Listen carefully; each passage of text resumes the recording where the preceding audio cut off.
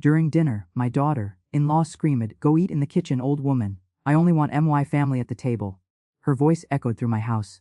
The house I'd built with my late husband, the house I'd sold to my son to save his dreams.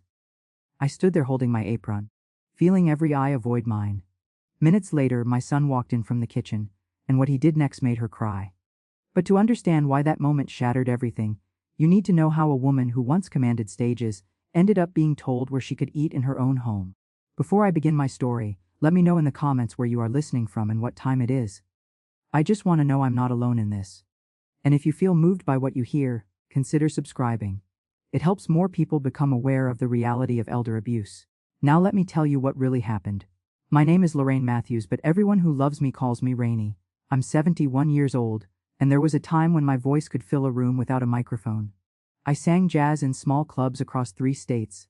Nothing fancy, nothing that made me famous, but something that made me feel alive. My husband Samuel used to sit at the same corner table every Friday night, nursing one bourbon and wearing that proud smile that said, "That's my wife up there." Samuel's been gone 5 years now. Heart attack. Quick and cruel, the way these things sometimes are. 45 years of marriage, and then one morning he didn't wake up beside me. The Navy gave him a beautiful funeral with honors.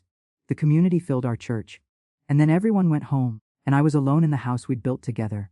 That house. Lord, that house was everything. Samuel and I bought the land in 1979 with money we'd saved for years. We built it ourselves, while Samuel and his Navy buddies did most of the heavy work. But I was right there handing them tools, painting walls, choosing every detail. 3 bedrooms, 2 bathrooms, a kitchen big enough for Sunday dinners, and a back porch where we'd sit and watch the sunset. Every nail in that house had a story. Every room held a memory. My son Marcus was raised in that house. He learned to walk on those floors. He grew from a skinny boy into a strong man in those walls. And when he told me he wanted to open a restaurant, carry on his father's love of good food and community, I was so proud I could have burst. Samuel's Kitchen. That's what Marcus named it. A soul food restaurant with his daddy's picture on the wall and his mama's recipes in the kitchen. It was beautiful. It was perfect. And then the pandemic hit. I watched my boy nearly lose everything. The restaurant that was his dream, his tribute to his father, was dying. The loans were suffocating him. He was working 18-hour days and still falling behind. He'd come by the house, his childhood home, and I could see the weight on his shoulders, the fear in his eyes. So I made a decision. I sold him the house. Not at market value. Not even close. I sold it to him for less than half what it was worth, and I gave him an 80,000 interest, free loan from my savings, money Samuel and I had put away for our retirement, for emergencies, for the future. I took that future and I gave it to my son because that's what mothers do. We sacrifice. We give. We hope our children's happiness will be enough reward. The agreement was simple. I would live in the basement apartment rent, free for the rest of my life. Marcus had finished that basement years ago, made it into a nice little space with a bedroom, bathroom, and small kitchenette. It wasn't the master bedroom where I'd slept beside Samuel for decades. It wasn't the kitchen where I'd cooked 1,000 Sunday dinners. But it was enough. It would be enough. Marcus moved in with his new wife, Jasmine. They'd gotten married just a year before, a small wedding that I'd helped pay for when their budget got tight. Jasmine was beautiful, the kind of beautiful that stops traffic. Tall, elegant, always dressed like she'd stepped out of a magazine. She had nearly 100,000 followers on Instagram, posting about fashion and lifestyle and aesthetic living. Whatever that meant. I tried to like her. God knows I tried. But from the very first Sunday dinner, I could feel it. That coldness, that judgment. The way her eyes would scan my clothes, my hair, my hands that showed every one of my 71 years. The way she'd smile for her phone camera, and then let that smile drop the moment she put it away. "Marcus," she'd say in that sweet voice that had edges like glass, "don't you think the house would look better with a more modern color scheme? All this brown and burgundy is so dated." Dated. That was her favorite word for everything about me and Samuel's taste. Our family photos on the walls, dated. The china cabinet with my grandmother's dishes, dated. The piano in the corner where I used to practice my scales, taking up valuable space. But I bit my tongue. I smiled. I told myself she was young, she'd learn, she'd warm up. Marcus loved her, and that was what mattered. I convinced myself that keeping the peace was more important than speaking up. The first Sunday she asked me not to join them for dinner, she at least had the decency to make an excuse. "Rainey, Marcus and I are having some friends over. Couples from our social circle. It's kind of a networking thing for the restaurant. Would you mind eating a little earlier tonight?" I minded. But I said I understood. I took my plate down to the basement and ate alone, listening to the laughter and music coming from upstairs. From my old living room. From my old dining room. From the rooms where I used to host my own friends, my own family, my own life.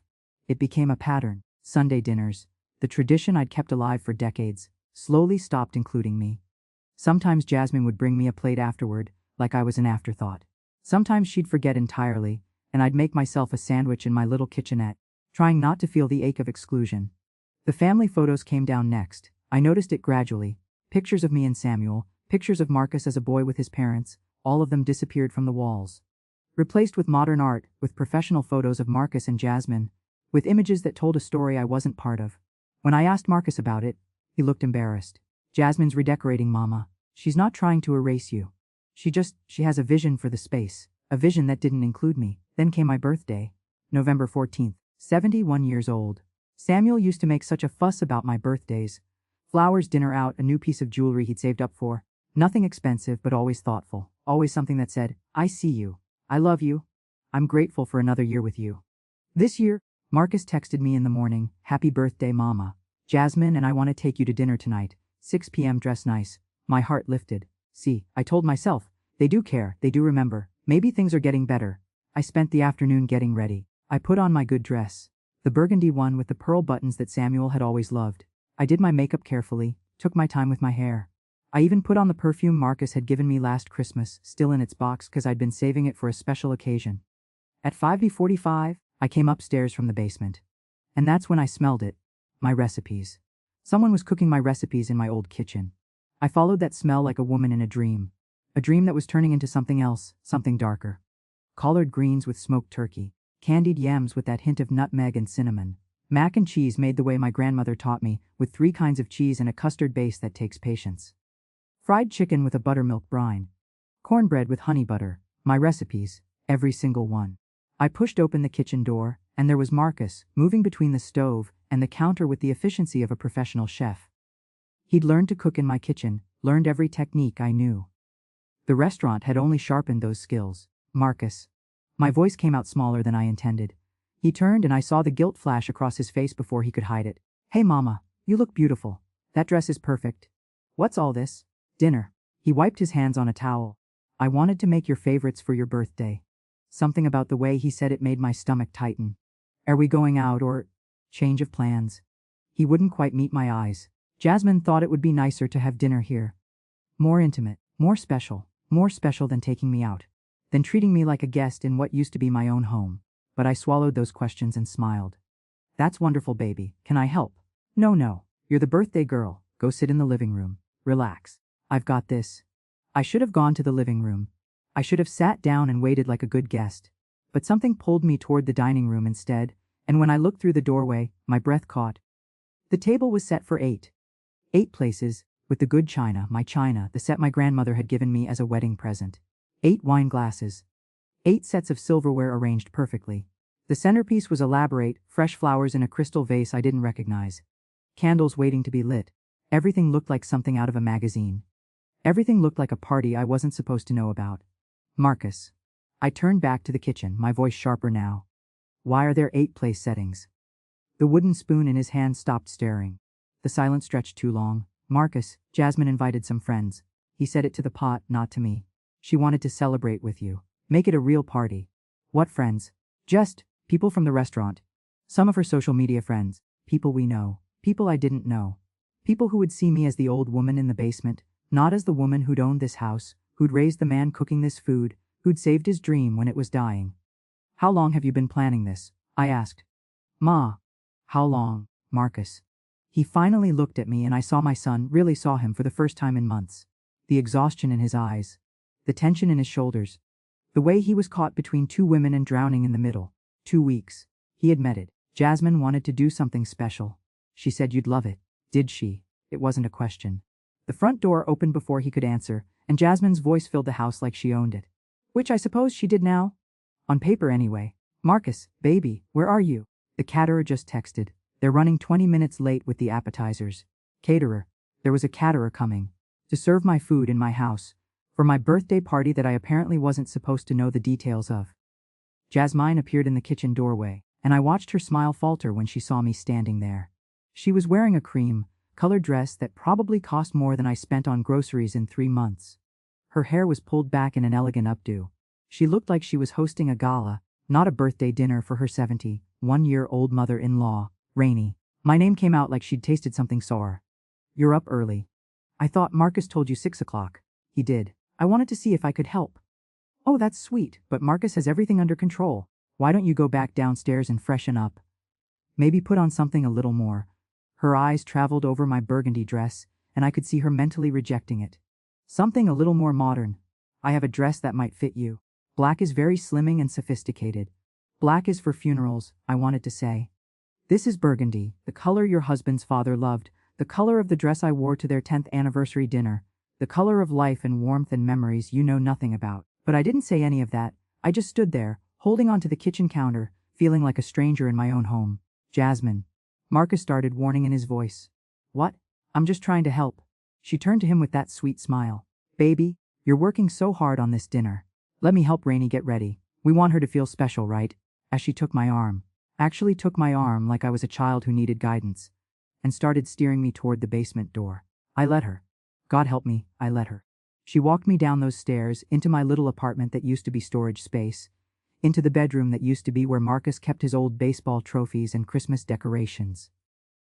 Now, she said, opening my closet like she had every right to go through my things. Let's find something appropriate.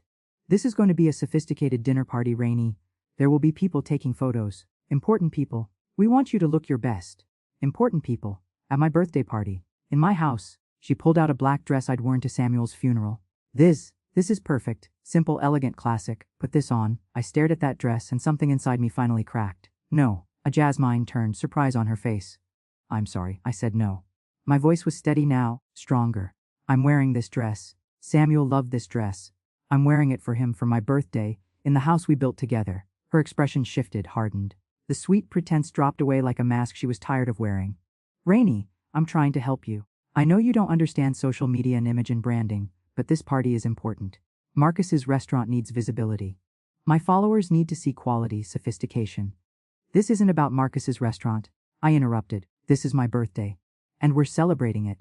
We're having a beautiful party with beautiful people in this beautiful house. My house.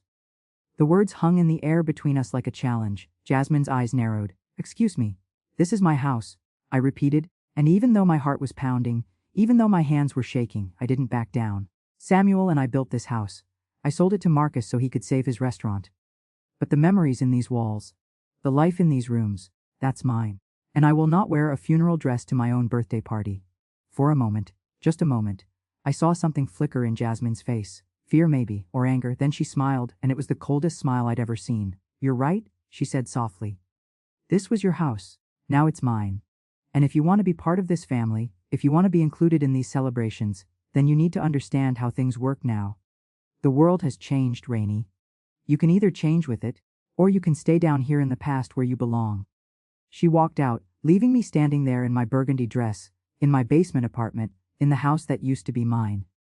I sat down on the edge of my bed and looked around at this small space I'd been relegated to, at the boxes of photos Jasmine had taken down from the walls upstairs, at the piano bench from my old piano because the piano itself took up too much space, at the quilt Samuel's mother had made us as a wedding present, now just covering a basement bed. On my nightstand was a locked box, small, metal, fireproof. Inside it were documents I hoped I'd never need to use, the original deed to the house, the loan paperwork showing the $80,000 I'd given Marcus, medical records I'd been hiding for 3 weeks, and a letter from Samuel to Marcus, written 2 weeks before my husband died, that I'd found in his desk drawer.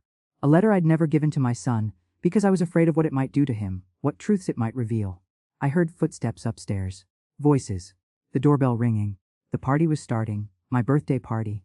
I took off the burgundy dress and hung it carefully in the closet. I put on the black funeral dress. I did my makeup again, wiping away the tears first.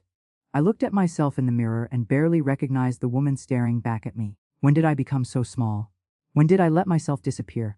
I went upstairs at 6:15 p.m. The living room was full of people I'd never met.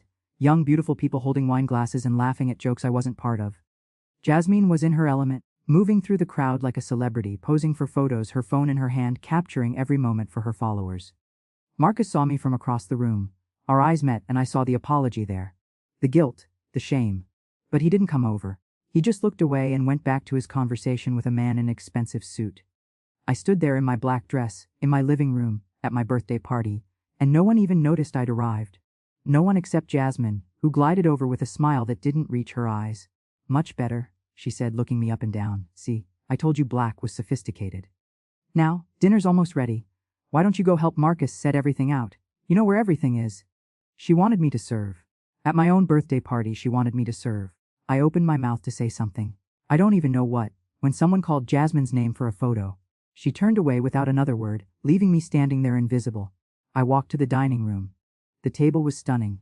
The food was ready, my recipes, cooked by my son, about to be served to strangers, 8 place settings arranged with mathematical precision, and I counted them again just to be sure. Just to confirm what I already knew in my heart. 8 places, 8 settings, 8 chairs for 8 guests. Not 9. There was no place for me at the table. I stood there counting those place settings over and over, like maybe I'd miscounted, like maybe my old eyes were playing tricks on me. But no matter how many times I looked, the math was the same. 8 plates. 8 guests. And I knew who they were. I'd watched them and Marcus. 3 couples from Jasmine's social media circle, and 1 single man, some food blogger with 40,000 followers who Jasmine had been courting for months to review the restaurant. No grandmother, no mother, no birthday girl. My hands were shaking as I touched the edge of one of the plates. My grandmother's china, the delicate rose pattern that had survived 3 generations. I remembered the day she gave them to me, wrapping each piece in newspaper, telling me stories about every dinner party she'd hosted, every holiday meal, every celebration that had happened on these very plates. They're not just dishes, Lorraine, she'd said. They're family. They hold our memories. Treat them with respect, and they'll serve you well. And now they were serving strangers at my birthday party while I stood there like hired help. Mama.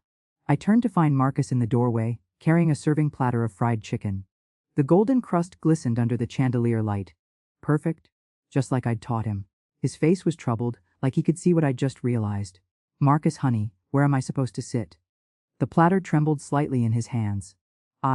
Jasmine thought maybe you'd be more comfortable in the kitchen. You know, away from all the noise and the crowd. She knows you don't really like her friends, and she thought I should eat in the kitchen.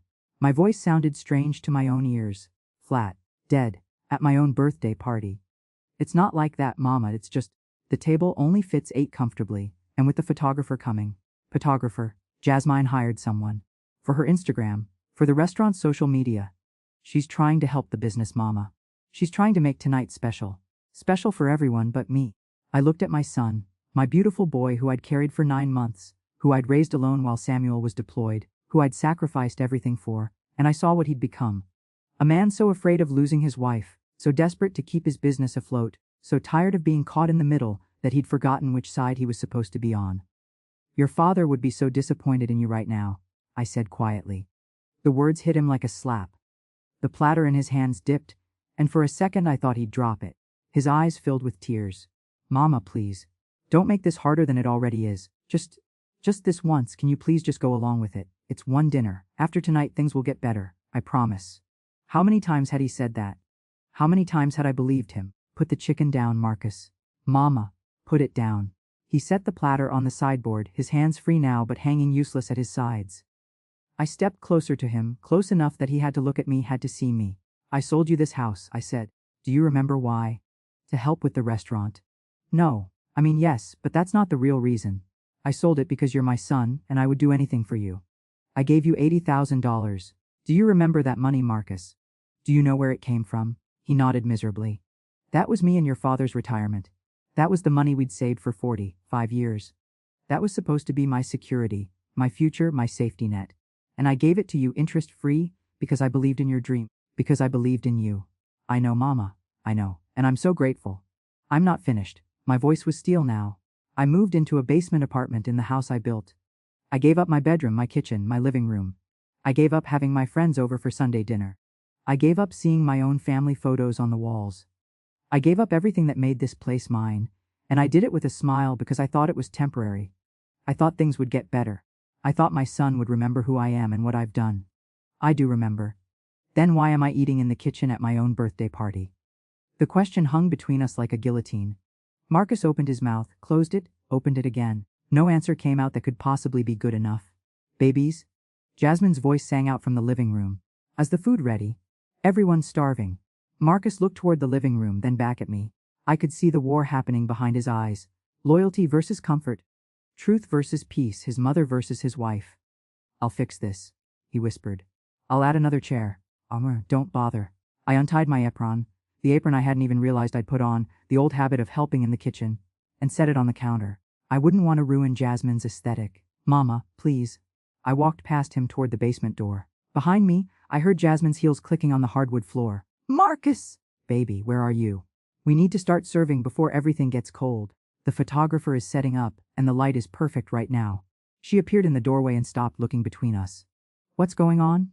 Nothing, Marcus said quickly. Too quickly. I was just leaving, I said, turning to face her. Wouldn't want to ruin your photo shoot with my dated presence. Jasmine's eyes narrowed. Rainey, don't be dramatic. We talked about this. You agreed. I agreed to nothing. You put on the dress I suggested. You understood that this party has multiple purposes. Marcus's restaurant needs this exposure. My brand needs this content. It's not personal, it's business. And we're celebrating it. Her voice rose, that careful control slipping. Do you know how much work I put into this party? How many people I invited? How many strings I pulled to get these influencers here? This could change everything for the restaurant, for our future, for you. I interrupted. This party is for you, Jasmine. Everything is always for you. Her face flushed red. That's not fair. I've done nothing but try to make this family work, to bring this house into the modern age, to help Marcus succeed. Be erasing me. Be moving forward? God, Rainey, do you think this is easy for me? Do you think I wanted to marry a man who comes with a live-in mother and a house full of old furniture and expectations that I'm supposed to just, cater to your every need? Put your feelings above my marriage. There it was. Finally, the truth she'd been dancing around for 2 years, Jasmine, Marcus said, warning in his voice. But it was too late, the dam had broken. No, Marcus. She needs to hear this. Jasmine turned back to me and all pretense of sweetness was gone. I'm tired of walking on eggshells. I'm tired of feeling like a guest in my own home. I'm tired of your recipes and your memories and your presence in every corner of this house. You had your time here, you had your life with Samuel. But he's gone now, and this is my life, my marriage, my home. Jasmine. That's enough. Marcus tried to step between us, but she pushed past him. Is it enough? Because I don't think so. I think we've been too polite, too accommodating. I think we've let this situation go on for way too long. She crossed her arms, and I could see her hands shaking. Marcus and I have been talking. About the future. About what we want. About what's best for our marriage. Something cold settled in my stomach. What are you saying? I'm saying that it might be time for you to consider other living arrangements, a nice retirement community, an assisted living facility, somewhere with people your own age, activities, medical care. You want to put me in a home. The words came out flat, emotionless, because if I let myself feel what I was feeling, I would break. I want you to be happy, Jasmine said, but her eyes told a different story. And I don't think you're happy here. I think you'd be better off somewhere you can be independent, where you're not constantly reminded of what you've lost. The only thing I've lost is my dignity. I looked at Marcus. My son stood there frozen, his face a mask of guilt and fear and exhaustion. And he said nothing. He said absolutely nothing. Well, I straightened my shoulders, lifted my chin. Thank you both for making this birthday memorable. I started toward the basement door, but Jasmine's voice stopped me. Where are you going? To my apartment. As requested. Dinner's about to be served. Then you'd better get started. Your guests are waiting. Your photographer is ready. Your perfect party can proceed without the dated old woman ruining the aesthetic. Rainey. There was something almost like guilt in her voice now, like she realized she'd pushed too far. I turned back one last time. Enjoy the food, those recipes. They're generations old. My grandmother taught my mother taught me, and I taught Marcus. That's history you're serving on those plates. That's love you're photographing for your followers. That's family you're trying so hard to erase. I went down the basement stairs, each step feeling like a mile. Behind me I heard Jasmine say something sharp to Marcus, heard his low response, heard the click of her heels as she walked away. Then, footsteps on the stairs. Mama? Marcus's voice was broken. Mama, I'm sorry. I'm so sorry. I didn't know she was going to say those things. I didn't know. Didn't you? I turned at the bottom of the stairs. Marcus, be honest with yourself if you can't be honest with me. You knew. Maybe you didn't know the exact words, but you knew what she's been doing. You've watched her erase me from this house piece by piece. You've let her exclude me from dinners, from photos, from your life. You've said nothing when she's been cruel, done nothing when she's been dismissive. So don't stand there and tell me you didn't know. I was trying to keep the peace. By sacrificing me. He flinched like I'd struck him. It's not that simple. It is exactly that simple. I sat down on my bed, suddenly so tired I could barely stand. You chose her. I understand that. She's your wife, your partner, your future. But Marcus, I'm your mother. I'm your past and your present. And somewhere in this equation I should have mattered enough for you to stand up for me. Just once. You do matter. You matter so much. Then why am I in the basement? He had no answer for that. The silence stretched between us, filled with everything we couldn't say.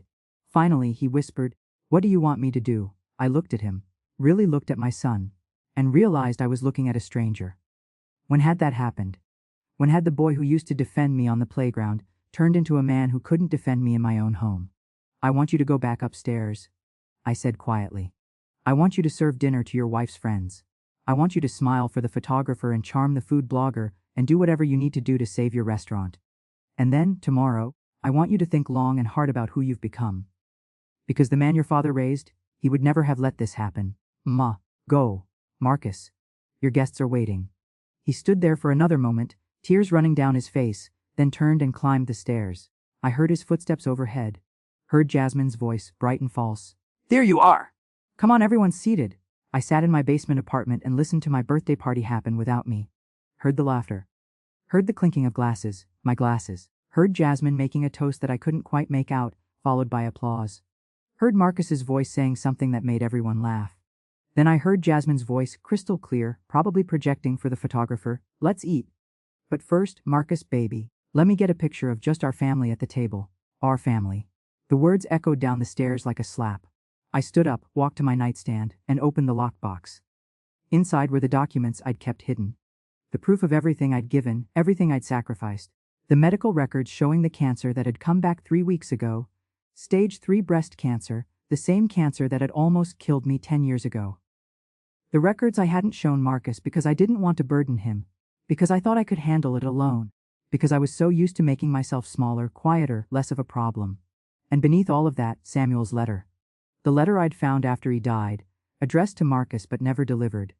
The letter that held secrets I'd thought I was protecting my son from. Maybe it was time to stop protecting him. Maybe it was time for the truth. I picked up the letter, my hands trembling, and I climbed the stairs. The dinner party was in full swing when I reached the top of the basement stairs.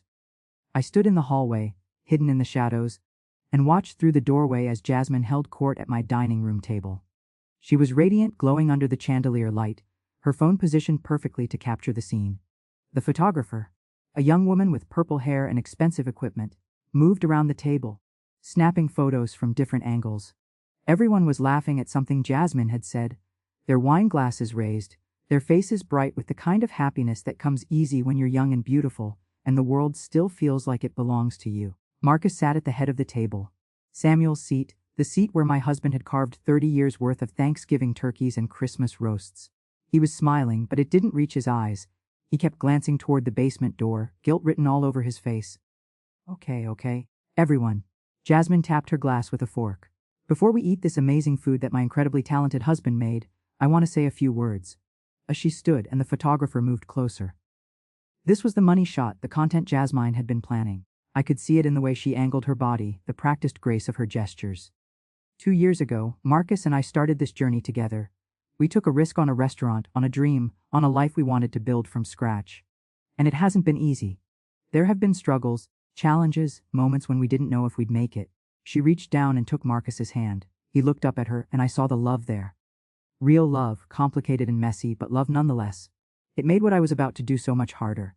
But we did make it. Jasmine continued. Because we have each other. Because we're a team. Because we're building something beautiful here, in this home, in this life. And I'm so grateful for everyone who supported us along the way. She raised her glass. To family. To new beginnings. To the future we're creating together. To family. Everyone echoed, glasses clinking. I stepped into the doorway. "That's a beautiful toast," I said, my voice cutting through the celebration like a knife. "Though I notice you left out the part about whose money saved that restaurant, whose house you're sitting in, whose recipes you're serving." The room went silent. Every head turned toward me. The photographer's camera kept clicking. She probably thought this was part of the show, some planned dramatic moment for social media. Jasmine's smile froze on her face. "Rainey, we thought you were resting. You thought I was staying in the basement where I belong." I stepped into the dining room, Samuel's letter clutched in my hand. "But this is my house. These are my recipes. And that's my family you're toasting. At least." "Mama?" Marcus stood up, his chair scraping against the hardwood. Mama, please. Not now. Then, tomorrow? Next week? Next year? How long am I supposed to stay quiet while I'm erased from my own life? One of Jasmine's friends, a woman in a designer dress with a wine glass that cost more than my monthly budget, leaned toward her companion and whispered something. They both looked at me like I was a crazy old woman making a scene. Maybe I was. Maybe I didn't care anymore. Everyone. Jasmine said, her voice tight with forced cheerfulness. Why don't we start eating? The food is getting cold and… Tell them, I said. Tell them what? Tell them whose house this is. Tell them who paid for the restaurant. Tell them where I'm supposed to eat tonight. Jasmine's face flushed red. You're being ridiculous. We invited you to dinner. You said 8 places at a table that seats 8. You hired a photographer to capture your family.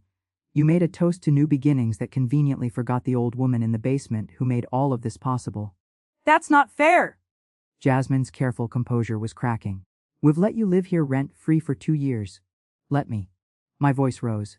You've let me live in the house I sold to my son. You've let me exist in the corners of rooms I built with my husband. How generous of you. Jasmine, the food blogger, the man with 40,000 followers, pulled out his phone. Of course he did. This was content drama, the kind of real-life messiness that algorithms loved. Put that away, Marcus said sharply, but the man ignored him. Mama, please. Marcus moved toward me. Let's talk about this privately. Let's not do this here in front of everyone. Why not? You had no problem humiliating me in front of everyone. You had no problem letting your wife tell me to eat in the kitchen at my own birthday party. So why should I care about embarrassing you in front of your guests? Because this isn't helping anyone. His voice cracked with frustration. What do you want from me? You want me to choose between you and my wife. You want me to blow up my marriage. You want me to. I want you to remember who you are, I shouted. I want you to remember who raised you, who loved you, who sacrificed everything for you. I want you to look at me, really look at me, and see your mother, not an inconvenience. The silence that followed was deafening. Even the photographer had stopped clicking. Marcus stood frozen, his face a mask of pain and shame and anger. Jasmine looked between us, her carefully curated party crumbling around her. Then she laughed. A harsh, bitter sound that didn't match her pretty face. You want to talk about sacrifice, she said. Fine, let's talk about it. Let's talk about how I've spent 2 years living with my mother-in-law, feeling like a guest in my own home, because everything is Rainy's this, and Samuel's that. Let's talk about how I can't change a thing without hearing about how it used to be. Let's talk about how my husband can't make a single decision without worrying about what you'll think. Jasmine, Marcus tried to interrupt, but she was on a roll now. No, she wants honesty. Let's be honest. I'm tired of competing with a ghost. I'm tired of living in a shrine to your perfect marriage and your perfect life. I'm tired of being made to feel like I'm not good enough, because I don't cook like you or clean like you or sacrifice like you. She turned to Marcus. And I'm tired of watching you tear yourself apart trying to make both of us happy when that's impossible. So your solution is to kick me out, I asked quietly. To put me in a home. To erase me completely. Jasmine's eyes filled with tears. My solution is to have a marriage! To have a life that's ours, not yours. Is that so wrong? Not wrong, I said, just cruel. You could have talked to me. You could have set boundaries like an adult. Instead, you've spent 2 years making me feel small, unwanted, invisible. You've taken everything from me except my dignity, and tonight you tried to take that too. I held up the letter, and Marcus's eyes widened. He recognized Samuel's handwriting on the envelope. What is that? He whispered. A letter your father wrote you 2 weeks before he died. I found it in his desk after the funeral. Why didn't you give it to me? Because I was protecting you. Because I thought you weren't ready for what it says. But I see now that maybe you need to hear it. Maybe you need to understand what family really means. I opened the envelope, my hands shaking.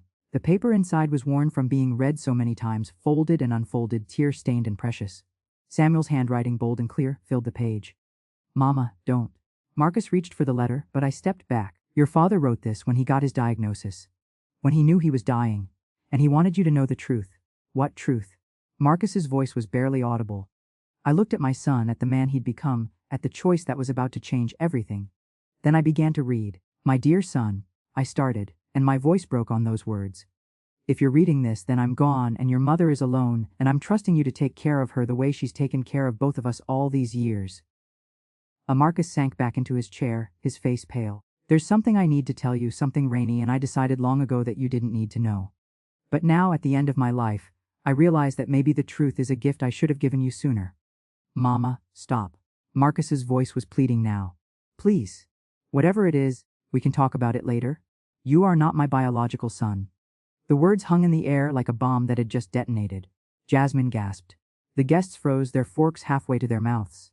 The photographer's camera clicked once, capturing the moment everything changed. Marcus stared at me, his face blank with shock. "What? Let me finish," I said, tears streaming down my face now. "Let me read what your father, because he boss your father in every way that mattered, wanted you to know." I continued reading, my voice shaking. "Your mother was 22 when we met. She was 6 months pregnant, abandoned by a man who didn't deserve her. She was scared and alone and working 3 jobs to save up for when you arrived. I fell in love with her the first time I heard her sing. She was performing at a club near the naval base, and her voice was the most beautiful thing I'd ever heard. But it was her strength that made me love her. Her determination, her refusal to give up even when she had every reason to." I paused, remembering that night. Remembering Samuel in his Navy uniform, sitting at that corner table, looking at me like I was something precious. I asked her to marry me on our 3rd date. She said no. She said she wouldn't trap a good man into raising another man's child. She said I deserved better. But I knew, that there was nothing better in this world than your mother and you. So I asked her every day for 3 months until she finally said yes. Marcus was crying now, silent tears running down his face. Jasmine had her hand over her mouth. "I was there when you were born, Marcus. I cut your umbilical cord. I held you first. I was the one who walked you at 3 in the morning when you wouldn't sleep. I taught you to ride a bike, to throw a ball, to be a man. You are my son in every way except blood. You are the best thing I ever did with my life." My voice broke completely, but I pushed through. "And when I'm gone, your mother will be alone. She will tell you she's fine. She will smile and be strong and pretend that losing me hasn't broken her heart into a million pieces. But son, I need you to promise me something. I need you to take care of her. Not because you owe her, though you do, more than you'll ever know, but because she deserves to be loved and protected and valued for the incredible woman she is. She gave up everything for us. Her singing career, her freedom, her youth. She gave it all so we could have a family, so you could have a future." I looked at Marcus, at my son who wasn't Samuel's blood but was his heart. "Don't let her be alone, Marcus. Don't let her think she doesn't matter. Don't let anyone treat her like she's invisible or disposable or past her usefulness. She is the foundation of this family. She is the reason we have anything good in our lives. And if you forget that, if you ever make her feel small or unwanted or less than, then I will have failed as your father, and you will have failed as my son." The letter ended there, Samuel's signature at the bottom. Bold and sure, just like the man himself. The dining room was silent except for the sound of crying. Marcus was sobbing openly now, his face in his hands. 2 of Jasmine's friends were dabbing at their eyes with napkins. Even the food blogger had put down his phone. Jasmine stood slowly, her face wet with tears. She looked at me, really looked at me, for maybe the first time since we'd met. "I didn't know," she whispered. "There's a lot you don't know," I said quietly, "about sacrifice, about family, about what it means to love someone more than you love yourself." Marcus stood up, walked toward me on shaking legs. Mama, I'm so sorry, I'm so..." He collapsed into my arms, this man who was taller than me, stronger than me, but still my baby. And I held him while he broke apart, while years of guilt and pressure and impossible choices poured out of him. "I failed you," he sobbed into my shoulder. "I failed both of you." I whispered, stroking his hair like I did when he was small. Baby, it's not too late. It's never too late." But even as I comforted him, I was looking at Jasmine. At the woman who had tried to erase me, who had made me feel invisible, who had almost succeeded in pushing me out of my own home. She was staring at the table, at the food going cold, at the party that had become a funeral for her carefully constructed image. And then she looked up at me, and I saw something in her eyes I'd never seen before. Fear. Because she knew, we both knew, that everything had just changed. Marcus was still clinging to me, his body shaking with sobs that seemed to come from somewhere deep and broken inside him. I held him, this man who wasn't Samuel's blood but was his legacy, and I felt the weight of 5 years of motherhood pressing down on me. "I need to tell you something else," I said quietly, just to him. "Something I've been keeping from you." He pulled back, wiping his face with the back of his hand. "What? What else could there possibly be?" I glanced at the guests, at these strangers who were witnessing the unraveling of our family. "Maybe we should." "No." Marcus's voice was firm now, steadier. "No more secrets. No more protecting me from the truth. Whatever it is, say it now. Say it in front of everyone so there's no hiding from it." I looked at Jasmine. She was still standing by her chair, frozen, mascara running down her perfect cheeks. Part of me wanted to spare her this humiliation. But a bigger part, the part that had been pushed down and silenced for 2 years, wanted her to hear it all. 3 weeks ago, I began, my voice barely above a whisper. I went to see Dr. Patterson for my annual checkup. Marcus's face went pale. He knew Dr. Patterson. He'd driven me there 10 years ago when I'd first been diagnosed with breast cancer. He'd sat with me through 6 months of chemotherapy, held my hand through radiation, celebrated with me when I went into remission. No, he breathed. No, Mama, please? It's back? The words felt like stones in my mouth. Stage 3, it's in my lymph nodes now. Dr. Patterson wants to start treatment immediately, but the kind I need, it's expensive. Very expensive. The room spun silent again, but this was a different kind of silence. This was the silence of guilt, of shame, of consequences crashing down like a tidal wave. Why didn't you tell me? Marcus's voice cracked. 3 weeks, Mama. 3 weeks you've been carrying this alone. Because you were stressed about the restaurant. Because Jasmine was planning this party. Because I've spent 2 years making myself smaller and quieter and less of a burden, and I didn't know how to stop. I touched his face, wiped away his tears. And because I had to decide if I was going to fight. Had to decide. Mama, of course you're going to fight. We'll figure out the money, will we?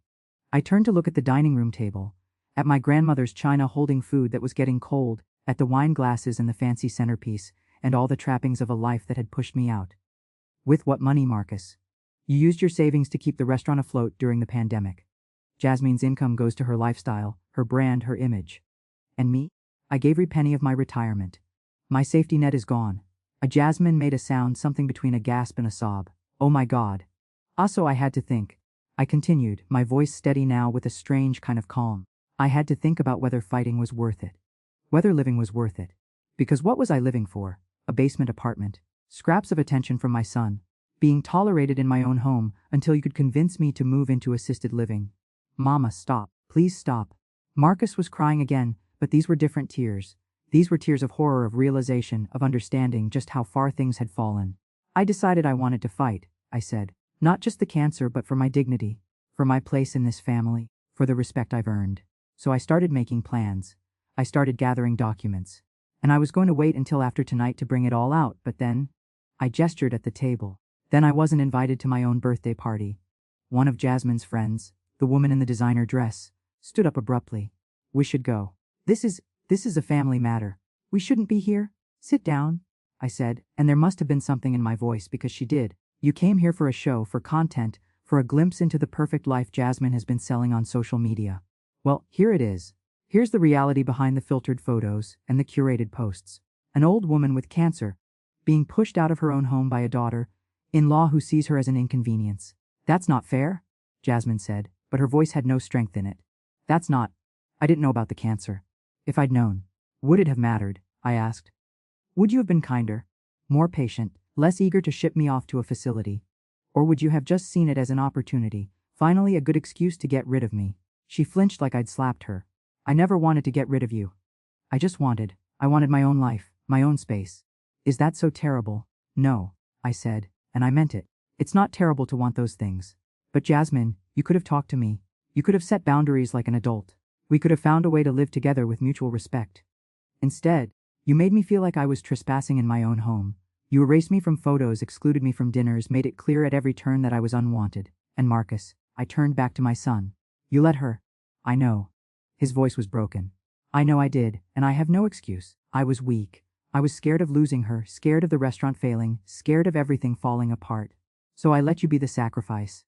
I let you be the one who got smaller and quieter and less visible because it was easier than standing up to her. Do you know what that does to a person? I asked softly. To be made invisible by the people you love most. I started wondering if maybe Jasmine was right. Maybe I was past my usefulness. Maybe the world would be better off without me in it. Mama, no. Those are the thoughts that kept me company in my basement apartment while you were up here having dinner parties and planning your future. Those are the thoughts I had to fight through when Dr. Patterson told me the cancer was back. And do you know what finally made me decide to fight? Marcus shook his head, tears streaming down his face. Your father's letter. I read it again the night I got my diagnosis, and I realized, Samuel fought for me when no one else would. He saw my worth when I couldn't see it myself. He loved me not because I was convenient or useful or young and beautiful, but because I was me. And if he could do that, if he could choose me and Marcus every single day for 45 years, then I owed it to him to fight for myself now. I pulled out the other documents from my pocket. The ones I'd brought up with the letter. Medical records. Financial statements. The deed to the house. This house is still in my name. I said, holding up the deed. The sale was contingent on certain conditions. Conditions that included me living here rent-free for life, being treated as part of the family, maintaining my dignity and autonomy. Those conditions haven't been met. Jasmine's face went white. What are you saying? I'm saying I have grounds to reverse the sale. To take back my house? You can't do that? Jasmine's voice rose to a near shriek. We've put money into this place. We've made it our home. With my money, I reminded her. The $80,000 I loaned Marcus. That paid for your kitchen renovation, your new furniture, your fancy dinner parties. Every upgrade you made to bring this house into the modern age was funded by my retirement savings. Marcus sank back into his chair, his head in his hands. What have I done? What have we done? The food blogger, who'd been silent this whole time, suddenly spoke up. This is incredible. This is the most real, raw content I've seen in years. The algorithm is going to love. If you post one word of this, Marcus said, his voice deadly quiet, if you share one photo, one video, one mention of what happened here tonight, I will sue you for everything you have. This is my family. This is my mother, and she is not content for your followers. The man paled and put his phone away. Jasmine was crying now, really crying, not the pretty tears that looked good on camera but ugly, desperate sobs. I'm sorry. I'm so sorry. I never meant for things to get this bad.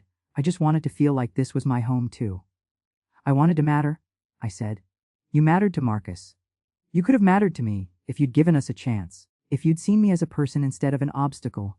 I know that now. I see that now. She looked at Marcus, her face desperate. Baby, please tell me we can fix this. Tell me it's not too late. Marcus stood up slowly, walked over to his wife. For a moment, I thought he was going to comfort her, to tell her everything would be okay. But instead, he took off his wedding ring and set it on the table next to her plate. I need time, he said quietly. I need to think about who I've become and what I want to be. I need to take care of my mother, and I need to figure out if we can come back from this. Marcus, no. Jasmine reached for him, but he stepped back. I'm not saying it's over, he said. I'm saying I can't do this right now. I can't pretend everything's fine. I can't smile for the camera and serve dinner and act like we didn't just destroy my mother on her birthday. He turned to the guests. I'm sorry, everyone. Dinner is canceled. I'm gonna have to ask you all to leave. There was a scramble of movement. Chairs pushing back, napkins being dropped, awkward goodbyes muttered. Jasmine's friends couldn't get out fast enough, their eyes averted, their discomfort palpable. The photographer packed up her equipment without a word. The food blogger was the last to leave, pausing at the door. For what it's worth, he said to me, I think you're incredible. And I hope you fight, I hope you win. Then he was gone, and it was just the three of us. Marcus, Jasmine, and me. Standing in the wreckage of a birthday party that had become something else entirely. Jasmine broke the silence first. What do you want from us? Her voice was small, defeated. Tell me what you want, and I'll do it. I'll do anything. I looked at her. This young woman who'd tried so hard to erase me, who'd seen me as competition instead of family. And I felt something I didn't expect, pity. I want you to understand something, I said. Samuel wasn't Marcus's biological father, but he was his dad in every way that mattered. He chose us. Every single day he chose us. That's what family is, Jasmine. It's not about blood or obligation. It's about choosing to show up, to see each other, to value each other even when it's hard. I want to do that, she whispered. I want to be better. Then start by seeing me. Really seeing me. Not as an obstacle or an old woman or a relic of the past. See me as Rainey, a woman who's lived and loved and lost and survived. A woman who's fighting cancer and fighting for her dignity and fighting to matter in her own home. Jasmine nodded, tears streaming down her face. I turned to Marcus. And you, baby. You need to decide who you want to be. The man your father raised you to be, or the man you've become. Because they're not the same person right now. I know, he said. I know, Mama, and I'm going to fix it. I'm going to make this right. How? It was a simple question, but it held everything. Marcus walked over to the sideboard where he'd set down his keys earlier. He picked them up, then held them out to me. Move back upstairs, he said. Take the master bedroom. Take your kitchen back. This is your house, and it's time we started treating it, and you, with the respect you deserve. Marcus, you don't have to. Yes, I do. His voice was firm now, certain. Jasmine and I will move to the basement apartment. Or we'll find somewhere else to live. But you are not spending one more night in that basement. You are not eating one more meal alone. You are not being made invisible in your own home ever again. He pressed the keys into my hand, and I felt the weight of them. Not just the physical weight, but the weight of everything they represented. My home life.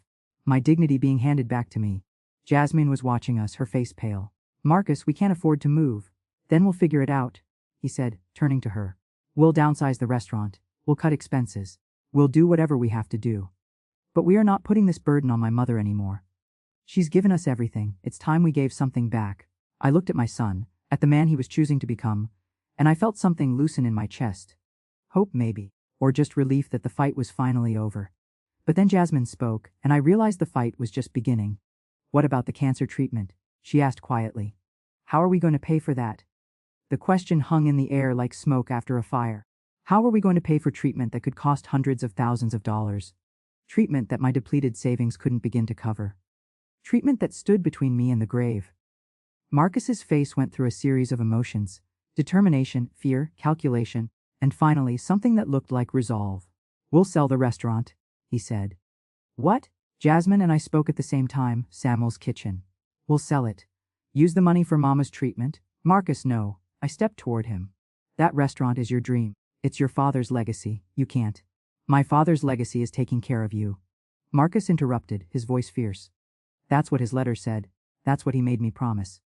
And I've broken that promise every day for 2 years. I'm not breaking it anymore. But the restaurant is all we have? Jasmine protested. It's our income, our future. It's a building, Marcus said flatly. It's a business. Mama is family. There's no comparison. I watched something shift in Jasmine's face. A war was happening behind her eyes. Self-preservation versus conscience, comfort versus sacrifice. I'd seen that same war play out in my own heart 1,000 times. It's easy to be generous when it costs you nothing. It's harder when the price is everything you've built. There might be another way, I said quietly. Both of them turned to look at me. I sat down at the dining room table, my table with my grandmother's china in my house, and gestured for them to join me.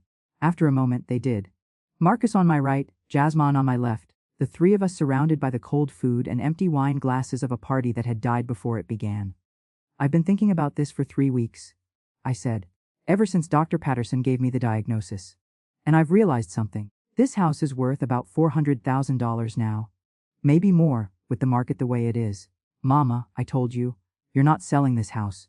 You're not leaving. I'm not talking about selling it to strangers, I said. I'm talking about selling it properly to you and Jasmine. At market value. With a real mortgage, real terms, a real transaction.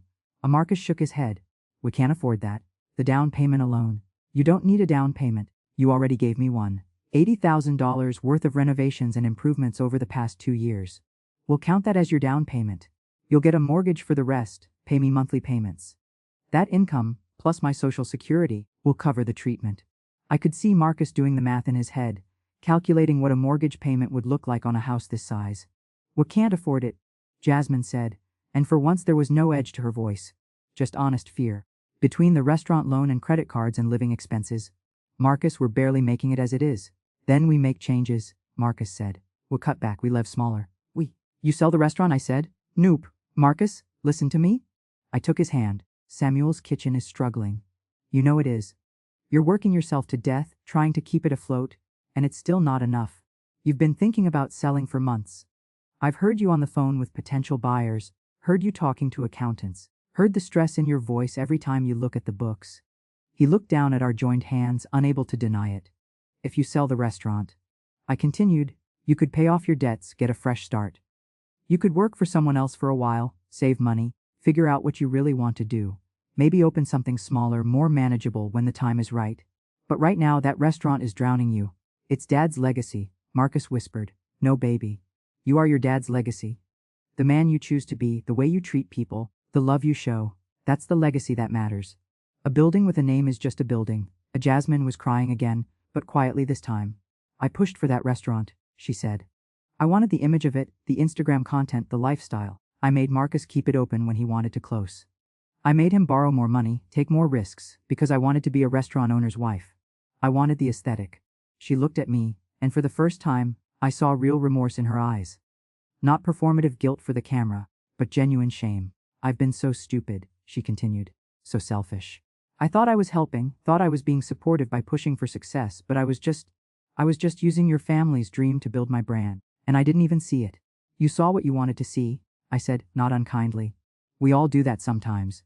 The question is what you do when you finally see the truth. Marcus stood up abruptly, walked to the window, looked out at the backyard where Samuel had built a swing set 30 years ago, where Marcus had played as a boy, where our family had celebrated birthdays and holidays and ordinary Sundays that felt like treasures. If I sell the restaurant, he said slowly, I'm letting go of the last piece of dad I have. You have his letter, I reminded him. You have his name, you have his heart, Marcus. You don't need a restaurant to keep your father alive. He lives in you in every choice you make, in every moment you choose love over fear. He turned back to us, and I saw the tears on his face catching the light from the chandelier. What if I can't do it? What if I fail you again? Then you get up and try again, I said. That's what family does. We fail. We hurt each other. We make mistakes. But we keep trying, we keep choosing each other. Jasmine stood up, walked over to Marcus. She didn't touch him, he'd made it clear he needed space. But she stood close enough that he could reach for her if he wanted to. I want to try, she said. I want to be the kind of wife, the kind of daughter-in-law that you both deserve. I know I've been terrible. I know I've hurt you both in ways that might not be fixable. But I want to try. Marcus looked at her for a long moment. Then he looked at me. Mama, if we do this, if we sell the restaurant, buy this house properly, start over, will you forgive us? Can you forgive us? I thought about Samuel's letter, about the man who had chosen me when no one else would. About the life we'd built in this house, the love we'd shared, the family we'd created. And I thought about the woman I'd become in the past 2 years, small and quiet and nearly invisible. I didn't want to be that woman anymore. I can forgive you, I said. But I need you to understand something. Forgiveness doesn't mean forgetting. It doesn't mean pretending this didn't happen. It means we acknowledge the hurt, we learn from it, and we do better going forward. What does that look like? Jasmine asked. It looks like respect, I said. It looks like me having a voice in this house, in this family. It looks like Sunday dinners where I'm invited, not just tolerated. It looks like my photos back on the walls, my piano back in the living room, my presence acknowledged and valued. Don't, Marcus said immediately. And it looks like boundaries, I continued, looking at Jasmine. You're right that you deserve your own life, your own space, your own marriage. So we need to figure out how to share this house in a way that respects everyone's needs. Maybe you get the master bedroom and I take the guest room. Maybe we set up some ground rules about privacy and shared spaces. Maybe we have family dinners twice a week instead of every night. We negotiate like adults, like family. Jasmine nodded. I can do that, I want to do that. And therapy, I added. All of us, together and separately. Because we have a lot to work through and we're not going to fix it in one night. Agreed, Marcus said. I stood up, walked over to my son and his wife. They looked exhausted, emotionally wrung out, afraid of what came next. I understood that fear. I felt it too. There's one more thing, I said. The cancer treatment, it's not guaranteed to work. Dr. Patterson said I have maybe a 60% chance of remission if we start immediately. That means there's a 40% chance I'll die anyway. And all this sacrifice, all these changes, will be for nothing. That's not nothing, Marcus said fiercely. Even if the worst happens, at least I'll know I did right by you at the end. At least I'll know I honored Dad's wishes. At least I'll know I was the son I should have been all along. And if the treatment works, I asked. If I go into remission, then what? Do you resent me for costing you the restaurant? Do you regret the choice? Marcus pulled me into a hug, holding me tight. If the treatment works, then I get more time with you. I get to make up for the 2 years I wasted. I get to show you every single day that you matter, that you're loved, that you're seen. Over his shoulder I caught Jasmine's eye. She was crying, but she was also nodding. And I saw something in her face I hadn't seen before, not just guilt or fear, but determination. The look of someone who decided to stop performing and start living. Okay, I said, my voice muffled against Marcus's shoulder.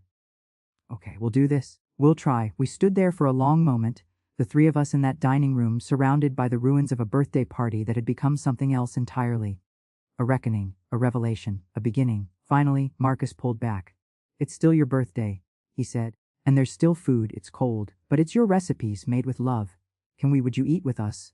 The three of us, no guests, no cameras, no performance. Just family. I looked at the table, at my grandmother's china, at the food that Marcus had cooked using the techniques I'd taught him. And I thought about Samuel, about what he would say if he could see us now. He'd say yes. He'd say family is messy and complicated and sometimes it breaks. But it can also heal. He'd say sit down and eat and talk and start figuring out how to be better. Yes, I said. But not at this fancy table with all this formality. Let's eat in the kitchen. The three of us at the kitchen table, like family. We moved the food to the kitchen, my kitchen, where I'd cooked 1,000 meals, where I'd taught Marcus to make his first grilled cheese, where Samuel had kissed me good morning every day for 45 years. We sat down, the three of us, and we ate in silence for a while. Then Marcus said, "Tell me about the day you met Dad. The real story, all the details. I want to know everything." So I told them. I told them about being 22 and pregnant and scared. About working 3 jobs and trying to save money. About singing in that club and seeing Samuel in his Navy uniform. About him coming back every night for 2 weeks straight, always sitting at the same table, always ordering the same drink, always watching me like I was something precious. And as I talked, I watched Jasmine lean forward, listening like she'd never heard a story before. I watched Marcus smile through his tears. I watched us begin the slow, painful work of becoming a family again. It was almost midnight when we finally stopped talking. The food was long gone. The kitchen was a mess. We were all exhausted, emotionally and physically. I should go, Jasmine said quietly. Marcus, I can stay with my parents for a while. Give you and your mom some space. No, I said, surprising myself. No, you should stay. This is your home too. We just need to figure out how to share it better. She looked at me with something like hope. Are you sure? I'm sure. But tomorrow we start making changes. Tomorrow, we start doing things differently. Tomorrow, Marcus agreed. But tonight, Mama, you sleep in the master bedroom. That's non-negotiable. I didn't argue. I was too tired, and honestly, the thought of sleeping in my old room, in the bed I'd shared with Samuel, was too appealing to resist. As I climbed the stairs to the second floor, my rooms, my home, I heard Marcus and Jasmine talking quietly in the kitchen. I couldn't make out the words, but I heard the tone: sad, yes, scared, definitely, but also hopeful, also determined. I opened the door to the master bedroom and froze. Everything was different. The furniture was modern, sleek, nothing like what Samuel and I had chosen. The walls were painted a cool gray instead of the warm cream we'd loved. The quilt his mother made us was gone, but the view from the window was the same. The backyard, the trees Samuel planted, the garden where I used to grow vegetables. The bones of our life were still there, underneath all the changes. I sat on the edge of the bed. Not my bed, not yet, but maybe someday again. And I pulled out Samuel's letter. I read it one more time, his words washing over me like a blessing. I did it. I whispered to him, to the memory of him, to the love that still lived in these walls. I stood up for myself. I fought back. I made them see me. You'd be proud, Samuel. I think you'd be proud. The house settled around me, creaking in the way old houses do. And I could almost hear Samuel's voice, feel his presence, imagine his smile. I knew you had it in you, Rainey. I always knew. I climbed into bed, into sheets that smelled like Jasmine's expensive perfume and Stranger's Choices. But tomorrow, I'd wash them. Tomorrow, I'd start making this room mine again. Tomorrow, I'd start fighting for my life and my place and my dignity. Tonight, though, I just closed my eyes and let myself rest. Let myself believe that maybe, just maybe, we could all find our way back to each other. Chapter 70. The morning after, I woke up to sunlight streaming through the master bedroom window. Real morning sunlight, not the dim glow that filtered down to the basement apartment. For a moment, I forgot where I was. Then memory crashed back like a wave: the dinner party, the letter, the confrontation, everything. I sat up slowly, my joints protesting. 71 years old, cancer in my lymph nodes, and I just fought the biggest battle of my life. I should have felt exhausted, defeated. But instead, I felt something I hadn't felt in 2 years. I felt like myself again. There was a soft knock on the door. Mama, you awake? Come in, baby. Marcus opened the door, and I barely recognized him. He looked like he hadn't slept at all. His eyes were red and swollen, his hair a mess, still wearing the same clothes from last night. But there was something different about him too. Something lighter, like a weight had been lifted. I made you coffee, he said, holding out a mug. The way you like it. 2 sugars, a little cream. I took the mug, warmth spreading through my hands. You didn't sleep? No. He sat on the edge of the bed, careful not to spill my coffee. I spent all night thinking, planning, making calls at 3 in the morning. Some were emails, he said with a tired smile. But yeah, some calls too, to people on the West Coast who were still up. And Mama, I think I found a buyer for the restaurant. My heart clenched. Already. That food blogger from last night. Turns out he's been looking to invest in a restaurant. He has money experience, and he loved Samuel's kitchen. He called me at 2 a.m., said he couldn't stop thinking about what happened, about what the restaurant means, about the food. He wants to buy it, keep the name, keep the recipes, maybe even keep me on as a consultant for a while. Marcus, that's wonderful, but are you sure? You don't have to decide this fast. Yes, I do. His voice was firm. Every day we wait is a day you're not getting treatment. Dr. Patterson said you need to start immediately, right? So that's what we're going to do. I have a meeting with the blogger this afternoon. If the numbers work out, we could close in 2 weeks. 2 weeks. From restaurant owner to what? I could see the fear in Marcus's eyes, the uncertainty. He'd built his entire adult identity around Samuel's kitchen, and now he was letting it go. For me. Your father would be so proud of you, I said, setting down my coffee so I could take his hand. You know that, right? His eyes filled with tears. I hope so. I hope I'm finally being the man he wanted me to be. You are. You really are. We sat there for a moment, just holding hands, both of us thinking about Samuel and everything he'd meant to us. Then Marcus cleared his throat. Jasmine's downstairs, he said. She's been up since 5 cleaning. She took down all her photos from the walls and packed up her decorations. She wants to know. She wants to ask you which of your photos and furniture you want brought back up from the basement. I thought about Jasmine, beautiful, ambitious, insecure Jasmine, up at 5 in the morning trying to make amends. It didn't erase what she'd done, it didn't fix 2 years of hurt. But it was a start. Tell her I'll be down in an hour, I said. We'll do it together. The 3 of us. We'll figure out how to make this house work for everyone. Marcus nodded, squeezed my hand one more time, then stood to leave. But at the door, he paused. Mama, the letter Dad wrote, can I keep it? Of course. It's yours. It was always meant for you.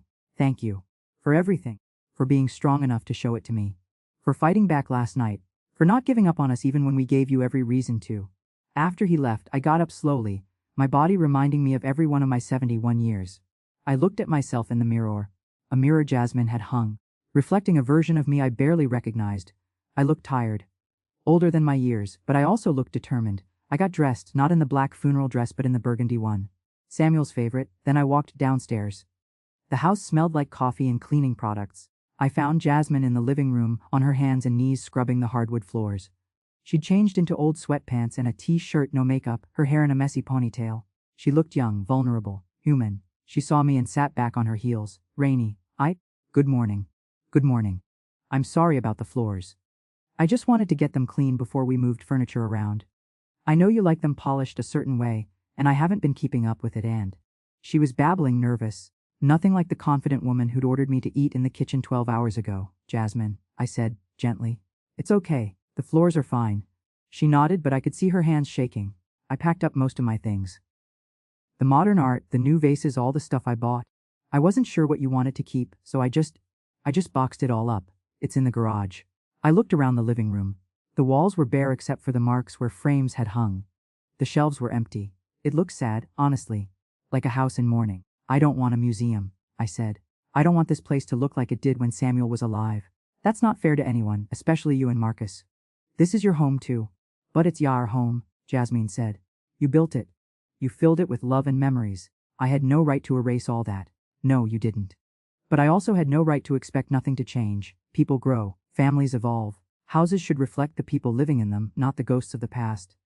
I sat down on the couch, my old couch, actually, the one Jasmine had relegated to the basement. She must have brought it up during the night. Come sit, I said. She did, perching on the edge like she was ready to bolt. I need you to understand something, I said. What happened last night, the hurt, the anger, the truth, that can't happen again. We can't go back to you erasing me and me staying silent. But we also can't go forward with you walking on eggshells and me wielding the past like a weapon. That what do? We talk. We set boundaries. We respect each other. I paused, choosing my words carefully. Jasmine, I think you saw me as a threat from the beginning. The perfect mother-in-law with the perfect marriage and the perfect history with Marcus. And I think that made you feel like you could never measure up. She nodded, tears starting to fall. You're everything I'm not. You're warm and talented and everyone loves you. Marcus's whole childhood was about you and Samuel. How was I supposed to compete with that? You weren't supposed to compete. You were supposed to be yourself. Bring your own gifts, your own strengths, your own version of family. But instead you tried to erase me so you could have room to exist. And I let you, because I was grieving Samuel and scared of being alone and willing to make myself smaller if it meant keeping my son close. I'm so sorry, she whispered. I know you are. But Jasmine, you need to understand, sorry isn't enough. I need to see change, real change, not just for a week or a month, but permanently. I need to know that you see my worth, that you value my presence, that you understand I'm not your enemy. You're not. You're not my enemy. You're Marcus's mother. You're the woman who sacrificed everything for him. You're supposed to be family. Then let's figure out how to be family, I said. Real family, messy and complicated, but family nonetheless. But she wiped her eyes, smearing tears across her cheeks. How? We start small. We pick out photos together, yours and mine, and we hang them side by side. We figure out which furniture stays and which goes. We set up a schedule for the kitchen so we both have space to cook. We have honest conversations instead of passive, aggressive hints. We treat each other like adults who both deserve to be here. I can do that, she said. I want to do that. Marcus appeared in the doorway watching us. Everything okay? We're getting there, I said. Come help us. We have a house to redecorate. The next few hours were strange and wonderful and hard. We went through boxes of photos and I told stories about each one. Marcus as a baby, Samuel in his Navy uniform, my grandmother who'd given us the china. Jasmine listened, really listened, asking questions and laughing at the funny stories. Then she showed me her photos, her and Marcus's wedding, their travels, moments from the restaurant's opening. And I looked at them, really looked, seeing them not as replacements for my memories but as additions to the family story. We hung photos together. My grandmother next to Jasmine's mother. Samuel and me on our anniversary next to Marcus and Jasmine on their wedding day. Past and present, side by side. We brought up my piano from the basement. Marcus and Jasmine struggling with the weight while I directed. It went back in its spot by the window, not because I demanded it but because Jasmine said, "This is where it belongs. The room doesn't look right without it." We rearranged furniture mixing old and new. My grandmother's quilt folded over Jasmine's modern chair. Samuel's bookshelf next to Jasmine's sleek entertainment center. A house that told the whole story, not just selected chapters. And we talked. Oh, how we talked. About boundaries and expectations. About who would cook which nights. About how Sundays would always be family dinner. No guests, no cameras, just us. About how my medical appointments were the priority now, no matter what else was happening. About how Jasmine needed space for her work and I needed space for my recovery and Marcus needed to figure out who he was outside of being a restaurant owner. It wasn't perfect.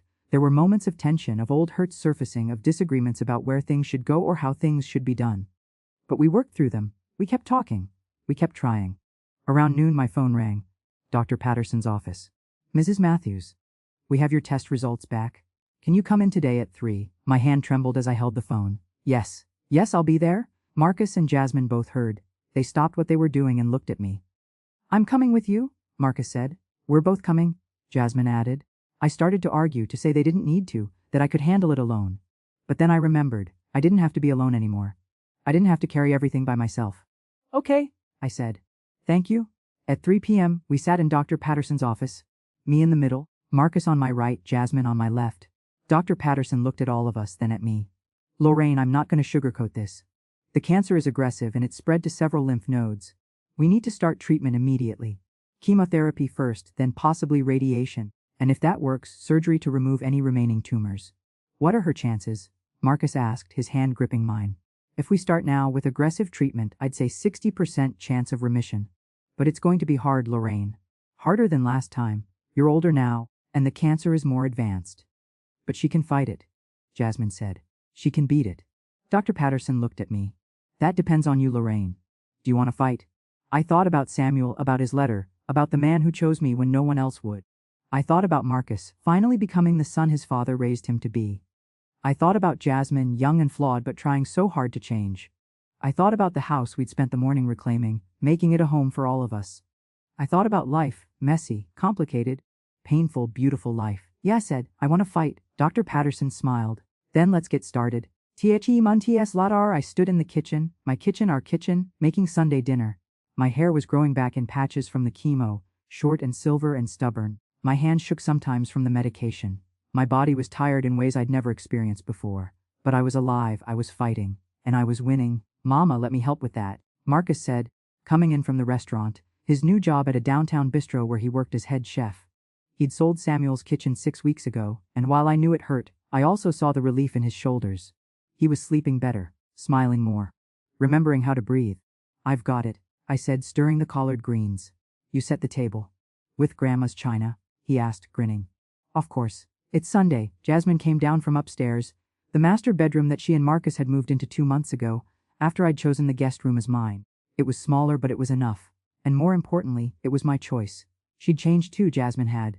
She'd cut back on her social media, started seeing a therapist, got a part-time job at a marketing firm. She was less polished now, more real. I liked her better this way. "I brought these," she said, holding up a bouquet of flowers. "For the table. I thought they'd look nice with the china." "They're perfect," I said and meant it. We set the table together, the three of us moving around each other with the ease of people who'd learned how to share space. My photos on the walls alongside theirs, my piano in the corner where I practiced every morning, my voice getting stronger even as my body fought the poison of chemotherapy. Their modern furniture mixed with my vintage pieces.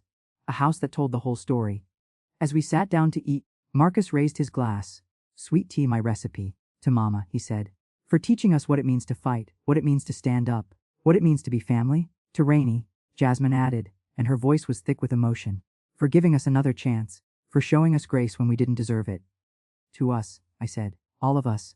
Messy and complicated and learning as we go. To family. We clinked glasses and ate, and the food was good. My recipes, cooked with love, shared with people who saw me, really saw me. Later that night, after Marcus and Jasmine had gone upstairs and the kitchen was clean and the house was quiet, I sat at my piano. I played softly, not wanting to disturb anyone, just letting my fingers remember the songs I used to sing in those clubs so many years ago. And then I sang, quietly at first, then stronger. My voice wasn't what it used to be. The chemo had roughened it, aged it. But it was still mine, still powerful, still able to fill a room even without a microphone. I sang for Samuel, who chose me. I sang for Marcus, who finally learned to choose me too. I sang for Jasmine, who was learning what it meant to be family. And I sang for myself, for the woman who almost disappeared, who almost gave up, who almost let herself be erased. But I didn't disappear. I stood up. I fought back. I made them see me. And now, with cancer in my body and chemo in my veins and uncertainty in my future, I was more alive than I'd been in years. The master bedroom door opened upstairs. Footsteps on the stairs. Marcus and Jasmine appeared in the living room doorway, both in their pajamas. "Mama," Marcus said softly. "That was beautiful." "I didn't mean to wake you." "You didn't?" Jasmine said. "We couldn't sleep. We heard you singing and we wanted to listen." They sat on the couch, the one we'd brought up from the basement, and I kept playing. I played the songs Samuel loved. The songs I'd sung the night we met, the songs that held our history. And my son and his wife listened, really listened, seeing me not as an old woman or a burden or a relic of the past, but as Rainey, a woman who'd lived and loved and lost and survived. A woman who was still fighting, still singing, still refusing to disappear. A woman who mattered. When I finished, the house settled into silence. Then Marcus spoke. "Will you teach me that song? The one Dad loved." "Of course, baby. Of course I will, because that's what we do. We pass things down. We teach. We share. We build bridges between past and present, between what was and what can be. We become family." And somewhere, I knew Samuel was smiling. Proud of the son we'd raised. Proud of the woman I'd become. Proud of the family we were building from the ashes of what had broken. "I love you, Mama," Marcus whispered. "I love you too, Rainey," Jasmine added. And I love these two imperfect people trying so hard to be better, and I felt my heart swell with something I thought I'd lost. Hope. "I love you both," I said. "No, go to bed. We have chemo tomorrow, and you both promised to come with me." They kissed my cheek, both of them, and went upstairs hand in hand. And I sat at my piano in my house with my memories and my future, alive and fighting and exactly where I belonged.